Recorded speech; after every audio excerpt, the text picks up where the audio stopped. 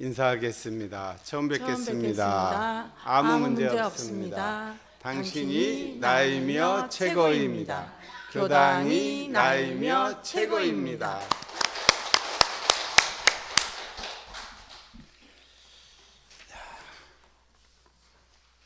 우리가 지난 주에 대종사님은 무엇을 깨달으셨을까, 그런 제목으로 불생불멸한 자리에 대해서 말씀드렸습니다. 생멸 없는 도, 생멸이 없으니까 남바가 없고 멸한 바가 없는 자리인데, 그럼 그 자리가 어디냐? 바로 이 허공 자리다 이 말이에요. 그리고 그 허공이 밖에만 있는 게 아니라 안에도 허공이 있다. 우리 내 몸속에 있는 허공을 자성자리라고 한단 말이에요. 그래서 공부를 분리자성이라고 그러잖아요. 자성을 떠나지 않는 것이 자성의 본래를 알게 되는 것이고, 자성을 떠나지 않는 분리자성의 삶을 사는 것을 마음의 자유를 얻었다고 그래요. 이게 이제 핵심입니다. 어떻게 보면 그 자리를 알아야 돼. 성품 자리를 알아야, 참된 성품의 자리를 아는 것이 이제 우리가 속 깊은 공부인이 되는 길인 것 같아요. 왜냐하면 이것은 말로 전할 수 없는 자리죠. 언어의 자리가 끊어진 자리고, 이 허공이 있는 거예요, 없는 거예요? 있다고도 할 수 없고 없다고도 할 수 없어요. 형상이 있는 것을 생각하면 없는 거죠. 없잖아요. 어떻게 잡을 수가 없어요. 근데 또 없다고 하려니까 거기서 또 다 허공이 있어서 또 천지 만물이 다 존재를 하네. 그러면 없는 것도 아니네. 있는 것도 아니에요. 유도 아니요 무도 아닌 그건데. 그러면 유도 아니요 무도 아닌 그러면 유를 초월한 것이고 무를 초월한 것이니까 유무초월한 자리가 그 자리구나. 그러니까 유무초월한 자리는 어려우면 이 허공이 유무초월한 자리라니까. 이미 허공이요. 이미 허공은 본래부터 있었던 거죠. 이미 허공이 언제 갑자기 누가 만들었다? 그리고 이 허공이 언제 사라진다? 그건 상상할 수 없는 일이에요, 사실은. 지난번에 늘 반복하지만 핵폭탄으로 모든 물건을 다 없앨 수 있어도 이 허공을 어떻게 없앨 수는 없잖아요. 이 눈에 있는 허공을 없앨 수 있어요? 없앨 수 없죠. 그러니까 그 불생불멸 없는 자리라는 게 쉽게 이해가 돼요. 그래서 불교에서는 그것을 진짜 공하다 그래서 진공이라고 하는 거예요. 진공 비유할 때 진공. 그것을 이제 인격화시키면은 이제 하나님도 되고 알라신도 되고 여호와도 되고, 또 동양에서는 그것을 도가에서는 그냥 이 자연, 이 청정무의한 이 무의자연 이 자리자, 자연이라고도 하고 도라고도 하고, 또 불교에서는 그 청정한 자리 아니냐, 청정법신불이다, 그렇게 얘기를 했다고 했어요. 그러면 청정한 것까지는 이제 이해가 되죠. 허공은 청정하잖아요. 깨끗하잖아요. 안 보이니까. 우리가 이사를 가가지고 짐 다 빼고 나니까 가보니까 아무것도 없더라 그러잖아요. 이사간 방에 가면 아무것도 없다고 그래. 그것은 눈에 보이는 물건이 있는 기준으로 보면 아무것도 없지만, 빈 방이 왜 아무것도 없어요? 아무것도 없는 것 있잖아요. 아무것도 없는 허공 공간은 있지 않습니까? 그게 근본이라는 거예요. 그게 음양으로 따지면 음의 자리죠. 그 바탕의 자리. 바탕. 무엇이 있게 하는 바탕. 대종사님이 서로 도움이 되고 바탕이 되어, 이런 표현을 자주 하셨던 것을 생각해 보시기 바랍니다. 자, 오늘은 그러면 인가 이제 불생불멸하는 자리, 생멸 없는 도를 이론상 법어에서 시방삼계가 오가의 소이고 우주 만물이 이름은 각각 다르나 둘이 아닌 줄 알며, 또 재불조사 범부중생의 성품인 줄을 알며, 그러니까 내 성품, 중생들은 내 성품 자리 그 자리구나, 그것을 이제 까지 이제 설명을 해드렸고, 자, 오늘은 이제 인과 보응한 자리를 말씀을 드리고, 다음 주 이제 대각계교절 때는 그 6개의 육군작용의 작은 원상 6개에 대해서 얘기를 하려고 합니다. 그러니까 이제 큰 원상에서 대한 설명은 지난주에 대소에 대한 얘기를 했고, 오늘은 이제 유무자리를 얘기를 하는 거죠. 유무는 변화한다는 얘기죠. 그리고 유무를 뭐라고 그랬어요? 아까 사리연구에 유지할 때 유무에 대한, 유무라 함은 주보에 나와 있습니다. 사리연구의 유지에서 유무라 함은 천지의 추나추동 사시순환가, 추나추동이에요. 그다음에 추나추동 사시순환과 풍운으로 상설, 만물에 있어서는 만물의 생로병사와 흥망성쇠의 변태를 이름한다. 변하는 모습이다, 이 말이. 그러니까 뭐예요? 천지 만물의 변화죠. 그러니까 그거를 뭐 우주는 성주계공으로 변화하고 만물은 생로병사를 따라 육도와 사생으로 변화하고, 천도품 5장에서는 그렇게 말씀하셨고, 이론상 서문에서는 뭐라고 그랬습니까? 무상으로 보면 우주의 성주계공과 만물의 생로병사와 사생의 심심작용을 따라 육도로 변화를 시켜 혹은 진급으로 혹은 강급으로 혹은 은생어회로 혹은 해생어은으로 이와 같이 무량세계를 전개하였나니. 서문을 때 다 외우고 있는 거예요. 그러니까 인과보응, 우리가 그 무상한 자리가 인과보응의 자리를 지금 얘기하고 있단 말이에요. 아시겠죠? 유상으로 보면 우주에서, 유상으로 보면 상주불멸로 여여자연하여 무량세계를 전개하였다는, 늘 머물러서 멸하지 않으니까 여여자연한 거죠. 아까 그 불생불멸한 자리에 대한 설명이 서원문에서는 상주불멸로 여여자연하다, 그렇게 딱 얘기하면 다 이제 가늠이 되시죠? 그러니까 우리가 눈에 보이는 이 허공 대자연이 그 자리예요. 그게 그 불생불멸한 자리예요. 이 대자연, 이 바탕, 이 허공, 이것은 불생불멸한 것이고, 그 자리에서 보면 그 안에 있는 천지 만물은 낳고 늙고 병들어 죽고, 또 우주 전체를 보면 이루어졌다가 머물러졌다가 무너졌다가 다 공으로 돌아갔다가 그것을 돌고 도는 거죠. 그것을 계절로 보면 봄, 여름, 가을, 겨울로 변화를 하는 거죠. 사시가 순환한다, 이 말이에요. 자, 그럼 사시가 순환하는데 봄, 여름, 가을, 겨울이 변화하는데 뭔가 이게 이치가 있지 않을까? 이치가 있지 않겠습니까? 아무것도 없이 갑자기 야, 오늘 봄이다, 내일은 여름이다, 이러진 않을 거란 말이에요. 그러죠? 그럴 때 뭔가 음과 양의 어떤 그 이치가, 동양에서는 그걸 음양이라고 그랬단 말이에요. 음과 양이 서로 이렇게 상승, 서로 밀고 당기는 거예요. 서로 이기려고 막 이게 싸우는 것을 음양상승이라고 그래. 그러니까 요즘 말로 하면 밀고 당기는 거야. 밀당을 하는 거지, 밀당.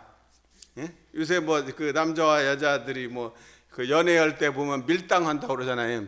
밀당의 고수라고. 밀고 당기고 놓고 강약. 음악도 다 이 리듬 아닙니까? 그 강약. 강하게만 하면 재미가 없어요. 리듬이 안 생겨요. 강했다, 약했다. 강약. 뭐 그게 그렇게 생기면 오히려 강해서 이 즐거움이 느끼는 게 아니라, 강하게 했다가 힘을 뺄 때 더 이 느낌이 강하게 오죠. 모든 것이 잘 생각해 보세요. 이치가 그렇게 돼 있어요. 음양 하는 것이 도다. 그래서 주역에서는 음양 하는 것이 도다. 그래, 그 얘기를 옛날에 우리 학교 다닐 때 배종호 교수님이 맨날 한국 유학사 그 강의 들어가면 첫 시간 딱 강의 이 칠판에 음양지 위도다. 음양하는 것이 도다. 음양 것이 마이너스 플러스 파동으로 그러면 요 파동이죠. 오르락 내리락. 이것이 음양하는 거예요. 그 음양하는 오르고 내리는 것을 제일 그 리얼하게 하고 있는 것이 이 주식시장이란 말이에요. 주식시장의 그 차트라는 게 오르락 내리락 오르락 내리락 밀고 당기는 요게 상승의 작용, 상추의 작용을 가장 리얼하게 보여주고 있는 데가 바로 거기란 말이에요. 그래서 요 음양 이 상승의 이치를 잘 원리적으로 크게 알면 사실은 그런 것들 응용 버전이니까 응용만 잘하면 저는 잘할 수 있다고 생각합니다. 그죠? 이치가 그렇게 된다는 것을 큰 원리를 알고 나면 작은 이치는 이제 디테일한 것은 기술적인 뭐 반복 숙달을 하면 얼마든지 가능할 수가 있다는 거죠. 그게 이제 그냥 이 마음 공부가 그냥 관념 공부에 떨어지지 않고 실제로도 응용을 잘 할 수 있는 우리가 돼야 되겠죠. 자, 그래서 이제 인가품 2장에 보면 제가 봉독을 해드리겠습니다. 대종사 말씀하시기를 천지의 사시순환하는 이치를 따라 만물의 생로병사의 변화가 있고, 뭐 이해되시죠? 사시가 순환하는 것처럼 생로병사도 낳고 늙고 병들어 죽는다 이 얘기고, 우주에는 음양 상승하는 도를 따라 인간의 선악인과의 보응이 있게 되나니, 그죠? 음과 양이 서로 이렇게 밀고 당기는 가운데 선악인과도 선과 악을 서로 밀고 당기는 이거에 따라서 인과의 결과가 나온다는 거예요. 내가 어떤 인을 선의 씨앗을 뿌렸느냐 악의 씨앗을 뿌렸느냐에 따라서 나중에 이 결과를 받는다는 그런 말씀입니다. 그러면서 이제 이 설명 비유를 들으셨어요.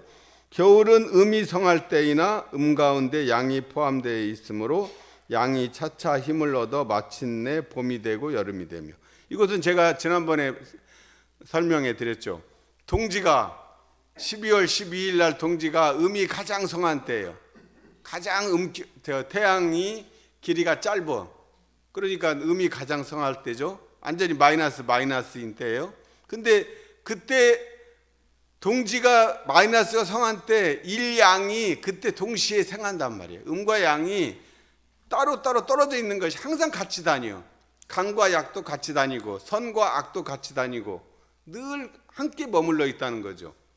만약 그게 없다 그러면 뭐 마냥 겨울만 계속되겠죠? 그러지 않죠. 가장 이 파동이 바닥으로 떨어지면 거기서 이제 일양이 생해가지고 다시 또 올라와.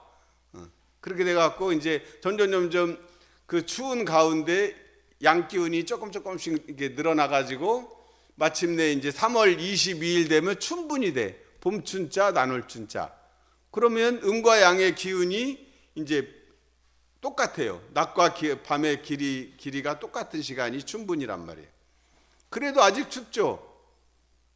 아직은 그 기운이 남아 있기 때문에 뭐 춘분이라고 그래서 아예 날이 따뜻해진 때는 아니에요. 그러면 이제 그때부터 다시 이제 서서히 마이너스 플러스에서 플러스의 힘이 점점 이제 세지니까 양의 기운이 세져가지고 6월 22일이 되면 하지가 돼. 그럼 여름이 극에 이르러서 여름하자 이를지자. 그러면 플러스로 전환되니까 그때는 이제 더워 이제 이 하지 이후로. 그래가지고 또 마냥 그러면 또 하지에서 기운이 또 그때 또 하나 이름이 생해가지고 올라가고 있단 말이에요. 그래가지고 그 양의 기운을 누르려고 그러니까 항복을 받아야 되겠죠. 잘 항복을 안 해 이놈이. 그러니까 3번 항복을 받으려고 삼복더위가 있다고 그러면 초복, 중복, 말복. 초복, 처음 항복, 2번째, 3번째. 그렇게 해서 이제 양 기운이 이제 전환되고 가을 기운이 이제 음의 기운이 점점 세지면 이제 추분이 돼. 9월 22일이 되면 또 추분이 되죠. 가을 음의 기운이 이제 점점 강해져 가지고 다시 또 동지가 된단 말이에요. 그렇게 사시가 순환돼서 또 이제 그 다음에 계속 반복이 되는 거예요. 과거부터 지금 또 앞으로 미래까지. 근데 뭐 기후가 이제 조금 변화에 따라서 뭐 조금 뭐 옛날 같이 딱딱 안 맞기는 해도 그렇다고 해서 뭐 이 사계절 자체가 그거 자체가 뭐 틀리지는 않잖아요. 오차가 이제 많아졌다는 그 차이가 있을 뿐이죠. 이치가 그런 거예요. 그래서 여름은 양이 성할 때이나 양 가운데 음이 포함되어 있으므로 음이 차차 힘을 얻어 마침내 가을이 되고 겨울이 되는 것과 같이 인간의 일도 그 음양 그런 것처럼 양이 성할 때도 음이 생하고 또 음이 가장 많을 때도 양이 같이 생한다는 이 음양이 음중유양 양중유음의 이 법칙처럼 인간의 일도 강과 약이 서로 관계. 강약이라고 그래서 이거 영원한 강이고 영원한 약이고 이게 아니라는 거죠. 강약도 음과 양의 이치와 같고 선과 악도 마치 음양과 똑같아. 강과 약의 짓는 바에 따라 진극강극이 되고 상생상극의 과부가 있게 되는다. 그거에 따라 결과가 진급이 될 수도 있고 강급이 될 수도 있고 상생의 인과가 될 수도 있고 상극의 인과가 될 수가 있게 되나니 이것이 곧 인과 보응의 원칙이다, 원리다 이렇게 말씀하셨어요. 그래서 주보를 한번 보십시오. 주보에 보면 음양 상승과 인과 보응의 원리를 말씀을 드리겠습니다. 음과 양이 서로 밀고 당겨 밀당을 한단 말이에요. 그렇게 해서 변화하는 것이 음양 상승의 원리예요. 근데 음양을 일으키는 것을 대흥사님께서 힌트를 하나 더 주셨어요. 음양을 일으키는 구체적인 이 자연 환경에 음양이 생기는 여러 가지 요소가 6가지가 있는데 그게 풍운으로상설이라고 했단 말이에요. 풍운으로상설. 풍운으로상설이 뭐예요? 바람과 구름과 비와 이슬과 서리와 눈이죠. 6개죠. 왠지 그럼 뭐 시가 생각나지 않습니까? 윤동주의 바람과 별과 바람이 어쩌저쩌고 별이 스치고 이게 그 이치예요. 우리 공부 잘하면 시인이 될 수도 있죠. 저절로. 바람과 구름과 비와 이슬과 서리와 눈인데 그거를 또 이렇게 근본을 파헤치면 바람과 구름입니다. 풍운의 작용이에요. 풍운 작용에 따라서 온도가 영상 5도 이상이 되면 우로가 돼요. 비와 이슬이 되고 비는 비와 눈은 0도에서 왔다 갔다 하고 서리하고 눈은 서리가 몇 도가 되면 서리 내리는지 아시죠? 11월쯤에 서리 내릴 때 몇 도 되면 서리 내리나요?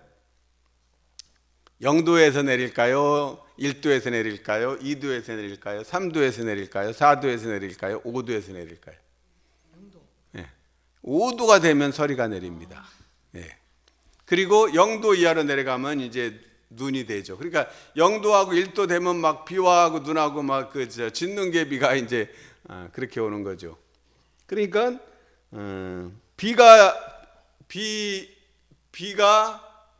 비에 해당되는 게 이슬은 아침 이슬 영롱하게 되죠. 그래서 우로예요. 우로. 이슬을 우로지택. 만물이 자라는 것은 비와 이슬 덕분이에요. 이슬이 없으면 수분이 없어져 가지고 식물이 지금보다 아마 3분의 2는 다 죽을 거예요. 이슬이 보이지 않지만 아침에 수분을 유지하는 데 큰 역할을 하고 있습니다.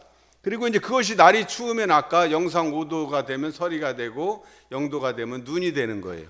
그러니까 그건 결과적인 요소고 그러면 그것을 일으키는 근본이 뭐냐? 풍운이다 이거예요. 바람과 구름이에요. 그래서 보면 뭔가 이렇게 하는 사람을 풍운아라고 하죠. 풍운아 같은 삶, 막 변화가 많은 삶을 풍운아라고 그래요. 바람과 구름이에요. 구름. 그 중에서도 보면 구름이 하늘에 떠다니는 이 구름이 그 음양을 일으키게 하는 근본이 돼요. 그 구름이 근데 바람이 없으면 안 움직여. 그러니까 풍운은 항상 같이 따라다니죠. 바람이 안 불 수가 없어요. 바다에 파도가 안 칠 수가 없듯이 단지 큰 파도냐 작은 파도냐 바람도 큰 바람이냐 작은 바람이냐 차이지 바람이 안 불 수가 없죠. 그리고 먼지가 안 쌓일 수가 없고 이것은 그냥 정해진 그거예요. 그것이 인과의 이치도 또 그런 방식으로 되어 있다는 겁니다. 지금 그거는 이제 조금 이따 얘기하고요. 자, 그래서 바람과 구름의 변화로 양이 이기면 비와 이슬이 되고 음이 이기면 서리와 눈이 되는 거죠. 자, 허공에서 항상 기본은 이 허공이에요. 우리가 말하는 불생불멸한 자리는 항상 바탕이 돼 있어야 돼. 그것을 놓치면 안 됩니다. 우리는 눈에 보이는 것만 이것은 뭐 안 가르쳐도 잘하고 있잖아요. 눈에 보이는 것이 전부라고만 생각하지 하고 사니까 항상 이 불생불멸한 허공 자리를 항상 같이 생각해야 됩니다. 이 허공에서 음양 상승하는 기운이, 그러니까 그것을, 이 기운을 천도품 5장에서는, 천도법문에서는 유도 아니요 무도 아닌 그것인데 그 중에서 그 있는 것이 무의와 자동적으로 생겨났다고 그랬어요. 그냥 뭐 저절로 생겨났단 말이에요. 무의와 누가 뭐 어떻게 뭐 무슨 신이 있어서 하라고 한 게 아니라 자연의 이치가 그렇게 돼 있어. 무의와 자동적으로 생겨나. 그것을 이제 기운이라고 이제 이 동양에서는 보이진 않지만 어떤 기라고 표현을 한 거죠. 기. 그래서 영주에서 우리가 오늘 했죠. 천지영기 아심죠. 천지의 신령스러운 기운이란 말이에요.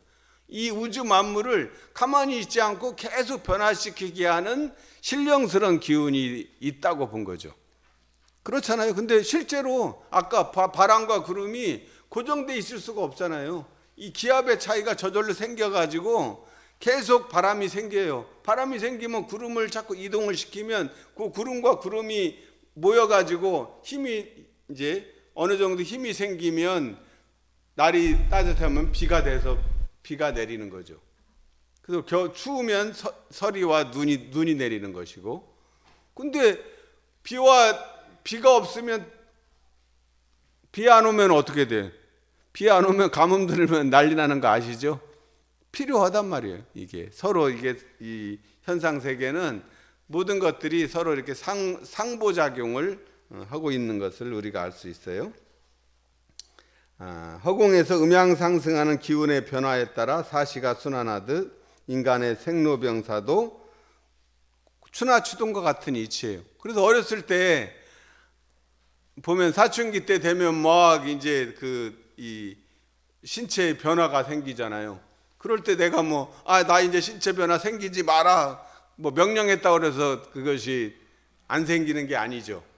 저절로 그때 되면 생겼던 것이고, 이제 사춘기에 접어드니까 저절로 이게 막 다 털도 빠지고 점점 이 피부가 다 이렇게 늙는 것도 야 늙지 말아라 얘기해서 그것이 안 되는 게 아니에요. 저절로 머리가 저절로 빠지고 휘어지는 거죠. 그런 이치예요. 인과보응의 이치도 바로 그 음양상승과 같은 이치다. 그렇게 되고요. 2-2번. 그럼 인과보응의 원리. 인과보응 역시 원인이 있으면 결과가 있어. 과가 있어. 그러니까 양을 인과로 하면 음이 인이고 양이 과가 되는 거예요. 근데 인과법에는 중간에 인연이라는 게 있어요. 연이 있죠. 연. 그러니까 인은 직접적인 원인을 말하고 연은 간접적인 원인이에요. 그러니까 인연을 잘 만나야 된다고 그러잖아요. 우선 내가 선택하는 인이 만나야 돼, 이게 주가 되지만 그 환경, 여건, 그것도 무시 못 하죠. 좋은 환경, 좋은 여건에 있으면 훨씬 과를 수월하게 갈 수도 있고 힘들게 갈 수도 있겠죠. 또 그렇게 돼서 인을 지으면 연에 따라서 과가 생기고, 또 그 과가 또 생기면 또 그 과가 또 인이 되는 거죠. 그 인이 따라 또 연을 만나서 또 과가 생기니까 결국 인간의 입장에서 보면 나의 이 주체적인 원인도 있지만 그 연을 잘 만나야 돼. 인연이라고 하죠. 그 인연이란 노래 있잖아요. 인연과보 뭐 이것은 더 잘 아실 거예요. 인연이 중요하죠.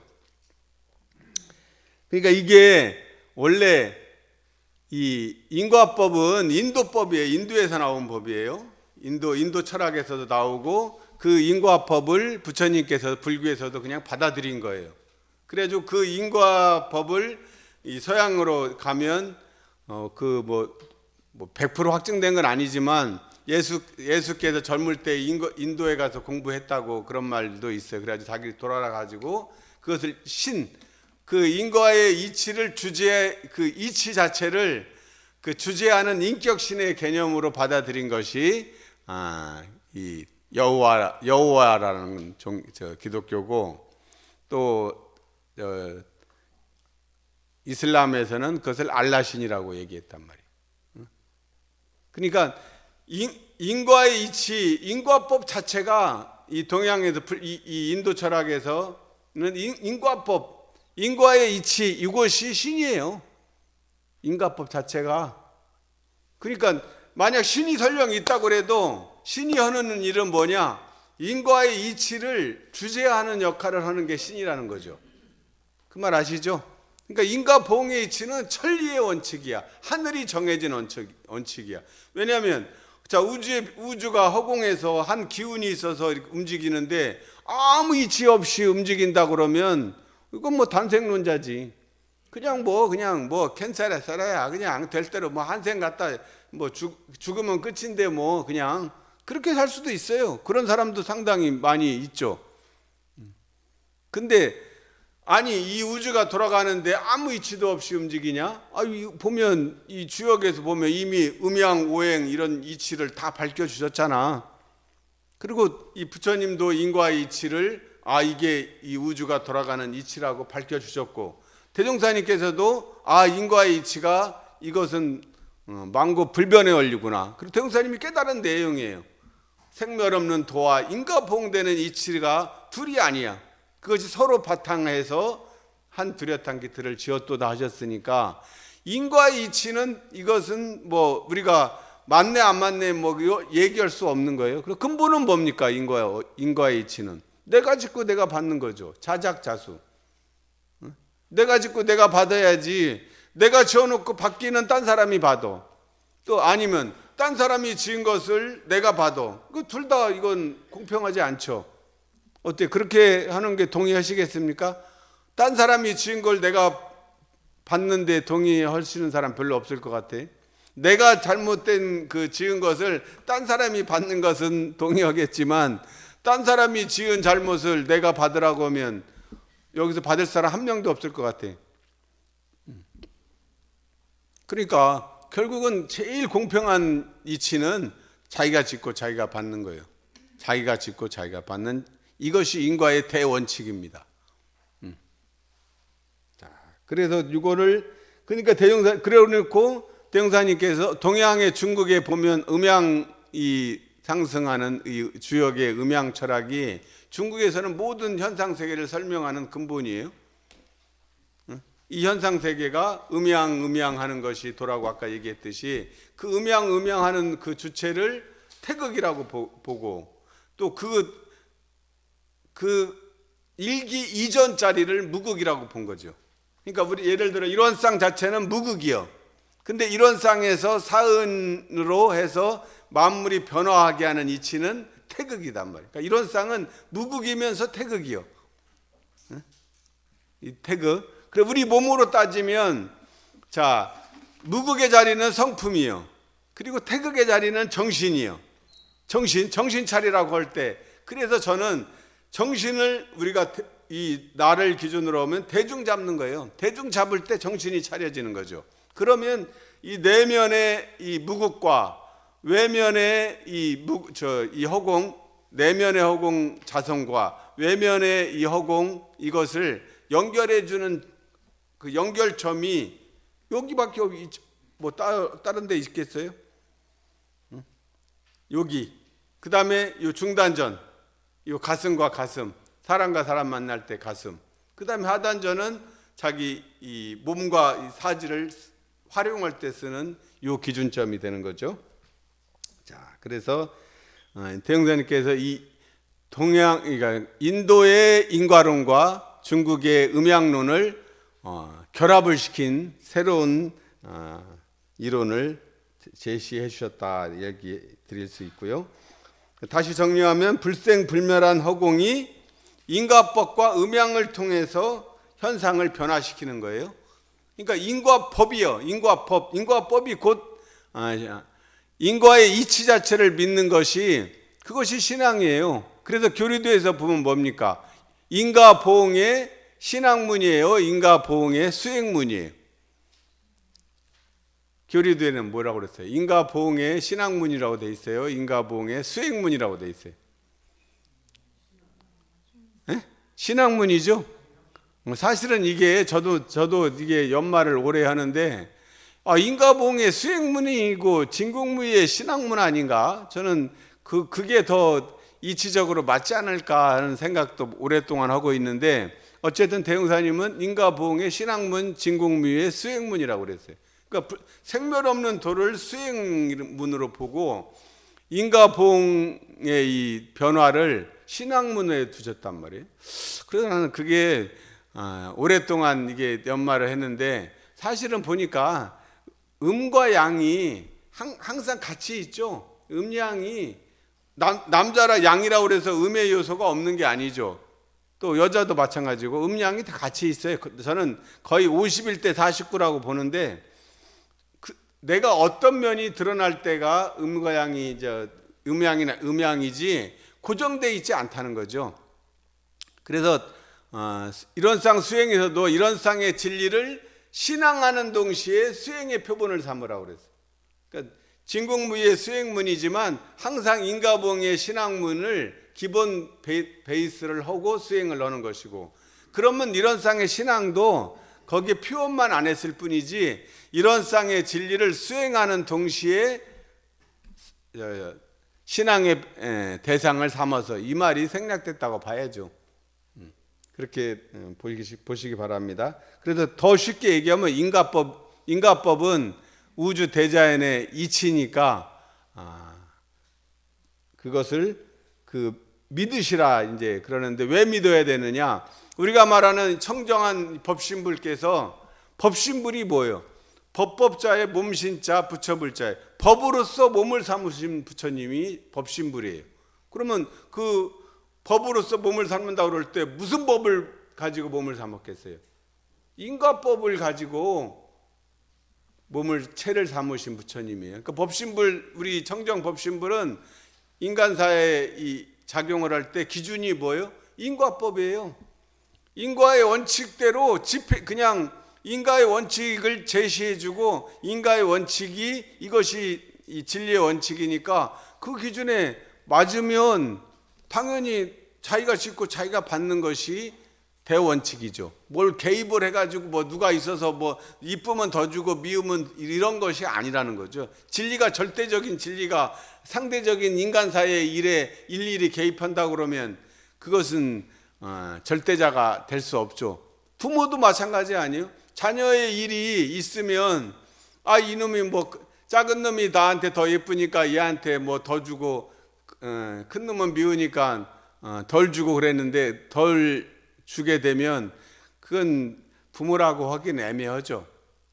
그거는 물론 뭐 상대심에 그럴 수도 있지만 원래 부모의 심정은 그러지 않는다. 그래서 원래 그러니까 나온 말이 뭐예요? 미운 자식 뭐 하나 더 줘요. 오히려 그 반대로 해야 돼. 이치에 맞다는 거예요. 그거 미운 짓 하면 떡을 왜 더 줘? 미운 자식을. 근데 미운 자식을 떡 하나 더 줄 때 이게 공평하게 진리 말 그대로 법신불의 그 신법이라 이 말이에요. 인과의 신법은 그 말에 깊은 뜻이 있는 거죠. 그냥 만약 이게 우리식이 아니라면 인과응 보면 눈에는 눈, 이에는 이, 그 이치 한무라비 법전, 이거는 서양 사람들의 기본적인 마인드예요. 그러면 미운 놈은 떡 하나 더 주는 게 아니라 뺨 한 대를 더 주고, 예쁜 놈은 떡 하나 더 줘야 맞지. 그렇게 하겠지만 그러지 않는다는 거예요. 미운 놈한테 떡 하나 더 주면 이게 음양이 딱 맞아 떨어진다는 거죠. 그래서 음양에 있어서 동양은 봄을 이상으로 삼았어요. 춘국, 봄춘자. 왜냐하면 이 추분도 음양이 똑같고 이 춘분도 음양이 같지만 낮과 길이가 똑같지만 그래도 어때요? 추운 가운데서 참으면 이 양으로 전환되는 이 기대심이 더 좋죠. 가을은 봄과 음양이 똑같지만 결국 음으로 전환될 게 분명하잖아요. 그러니까 그거는 좀 그렇다. 봄을 그래서 이상으로 삼았어요. 그래서 충국. 그래서 우리 주위에 자기 친구들 중에 춘자 있죠? 춘자라는 이름 가진 분들이 있죠? 춘자, 춘숙이, 춘심이 그게 다 사실은 깊은 뜻이 있는 거예요. 그 시절에 그분들은 봄이 최고구나. 그래서 애들 이름도 춘자, 춘심이 그렇게 깊은 뜻이 있었단 말이에요. 그 촌스러운 이름하고 그 뜻에 담긴 의미는 다르다는 거죠. 그래서 법신불은 이 인과법을 법으로서 봄을 삼은 부처님이기 때문에 인과보응과 음양상승을 주재하는 우리 이 신앙의 대상이다. 그래서 인과보응의 신앙문이라고 하셨습니다. 나머지 인과응보냐 인과보응이냐, 왜 인과응보라고 하지 않고 인과보응이라고 하셨을까? 그것은 주부를 읽어보시면 나와 있습니다. 본인이 연마하시고 주부를 읽어보시면 될 것 같습니다. 어쨌든 우리는 인과법을 그냥 인과의 이치, 이것이 곧 진리의 작용이구나. 인과법을 우리가 믿는 것이, 그것의 또 다른 구체적인 내용은 천지팔도에 들어있어요. 그 인과법을 잘 하려면 선과 악, 우리가 뭡니까? 인과의 이치에서 보면 씨앗을 잘 뿌려야죠. 이는 씨앗을 뿌리는 거죠. 그 연은 환경이고 거기에 따라 이제 과를 맺으니까 씨앗을 뿌리는 건 봄에는 씨앗 뿌려, 여름이면 꽃이 피고 가을이면 풍년 들어. 그 남진이 얘기해 줬죠. 저 푸른 초원 위에 그림 같은 집을. 봄에는 씨앗 뿌려. 봄에 씨앗 뿌릴 때 씨앗을 뿌려야 결과를 맺죠. 씨앗 뿌릴 때 씨앗 안 뿌리면 아무것도 결국 거둘 게 없죠. 그러니까 씨앗을 뿌리는데 어떤 씨앗을 뿌릴 것이냐. 그래서 상생의 씨앗, 진급의 씨앗, 이 씨앗을 잘 뿌려야 될 것 같아요. 그리고 좋은 연을 만나는 것이, 좋은 연은 내가 마음을 어떻게 먹을 때 생겨지는 것 같아요. 연을 찾는 게 아니고 내가 좋은 마음, 예쁜 마음을 먹고 있으면 끼리끼리 모이지 않습니까? 내가 웃는 얼굴, 밝은 마음을 가지고 있으면 그런 사람들이 자꾸 생겨요. 그러지 않나요? 방죽을 파놓으면 고기가 모이는 그게 그 이치가 그 이치죠. 그래서 제가 요즘 우리 교당을 보니까 청소하시는 분은 이렇게 그냥 그 왁스를 해가지고 청소를 이렇게 깨끗하게 해주시고, 또 손재주 있으시는 분은 또 하면서 여기 다 이렇게 저렇게 막 떨어져 있던 거 그냥 알아서 찾아서 맨날 며칠 와서 이렇게 일을 해주시고, 토요일 되면 또 시간 내서 그 흔적도 없이 청소해 주시고, 또 텃밭에 되면 텃밭 보고 또 꽃 야생화를 찾아서 또 다 이렇게 손수 심어 주시고, 또 그런 일이 있으면 합력해 달라고 그러면 또 그냥 또 흔적 없이 이렇게 함께 해 주시는 교도님들이 이렇게 계셔서 제가 요즘 너무 행복합니다. 그죠? 그렇게 각기 자기가 할 수 있는 것들을 재능 기부를 하고 거기에 낫없이 합하고, 그러니까 또 이번에는 또 우리 회장님도 엊그제 그 훈장 혁신상 그런 건 뭔 내용인지는 확실히 모르지만 그래도 어쨌든 굉장히 큰 상 같아요. 훈장 받는 일은 쉬운 일 아니거든요. 어쨌든 또 봉사님도 그 대산종사 평전, 소태산 대종사, 정산종사, 대산종사, 우리 교단의 그 3대 역대 종법사의 평전을 원고를 마무리를 하고 넘겼으니까 얼마나 홀가분했겠어요. 그 1년 동안 그냥 그 했던 일들을 마무리 하게 되는 또 그런 기쁨이 경사가 겹쳤습니다. 아마 이제 또 작업을 몇 개월쯤 지나면 또 그 책이 나오겠죠. 아마 23년 말이나 24년, 왜냐하면 대산종사가 1914년이니까 24년이 100주년이거든요. 그러니까 얼추 맞춰서 나올 것 같습니다. 근데 오늘 공교롭게도 두 분 다, 회장님은 오셨다가 잠깐 가셨고, 아마 봉사님은 그 유튜브로 지금 보고 계실 것 같습니다. 자, 우리 모두 인과의 이치, 음양 상승하는 것은 그 내가 음양을 선택하고, 그거는 저 인과의 이치에서 보면 두 가지만 그 뒤에 있죠. 인과는 주고받는 것이기 때문에 어떻게 해야 됩니까?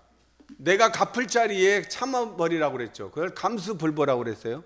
달게 받고 보답하지. 안 그러면 계속 밀당을 해야 되는데 내가 갚을 자리가 됐어. 그때 내가 참는 거예요. 그러니까 억울하지. 내가 엄불고 다녀가지고 괜히 그 얘기 들어가지고 승질대로 내가 해야 되는데 못하니까 억울하지만 억울한 게 아니죠. 크게 보면 그게 이기는 길이고, 그 다음에 때를 기다리는 거죠. 내가 음이 성할 때야, 겨울 동지 때는, 그때는 준비해야죠. 그때 추울 때 돌아다니는 더 다녀봐야 본전도 못 뽑습니다. 그때는 준비하고 때를 기다리고, 또 일을 할 때는 일을 하고, 이런 그 때를 아는, 미리 준비하는, 때를 아는 우리 공부인. 인과의 이치를 안다는 것은 갚을 자리에 참고 감수불보하고, 그 다음에 때를 기다리고 준비할 줄 아는, 그리고 잘 될 때는 플러스일 때는 넘치지 않도록. 그러니까 돈이 많이 생기면 다 가지고 있으면 넘치는 거잖아요. 주위에 베풀고 나눌 줄 아는, 이것이 인과의 이치를 아는 사람이라고 하겠습니다. 자, 다음 대각계교절 때는 그 작은 원상 6개, 육근을 활용하는 12이해에 대한 공부 이어서 하겠습니다. 감사합니다.